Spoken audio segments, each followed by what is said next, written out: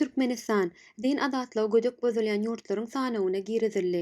Amerikanyň Birleşen Ştatlarynyň dünýädäki dini azatlyklar boýunça komissiýasy USCRF Türkmenistany aýratyn alada goýýan ýurtlarynyň sanawyna goşdy.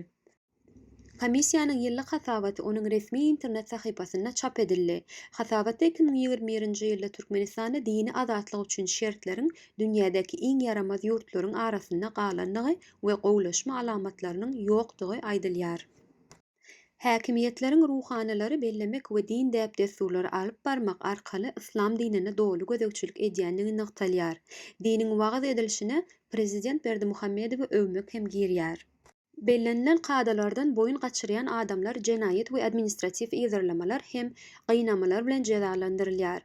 Ýurtda diňe berk gözegçilikdäki we resmi hasaba alynan dini birleşikleri ruhsat edilýär. Hasabatda 2021-nji ýylda hökümet işgärleriniň protestlarynyň bir näçe ýygnaňdygyny, dargadyp olary ýygnanlarynyň barmak ýyzlaryny alandyklaryny aýdylýar.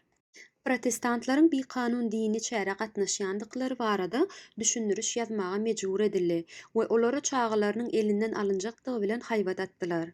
Şeýle hem hasabatda dini sebäplere görä goşunny gulluk etmekden ýüze görýänleriň ýzygiderli türme tutsaglygyna höküm edilýändigi aýdylýar.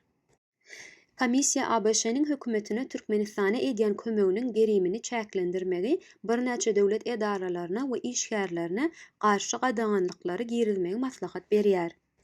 Şeýle-de türkmen häkimiýetlerini dini inançlary bilen bagly harby gullukdan boyun gaçyrýanlygy üçin tutsag edilen ähli bendileri günä geçiş eglan etmege we ýurtda alternativ raýat gullugyny girizmege çagyrmagy hem maslahat berýär.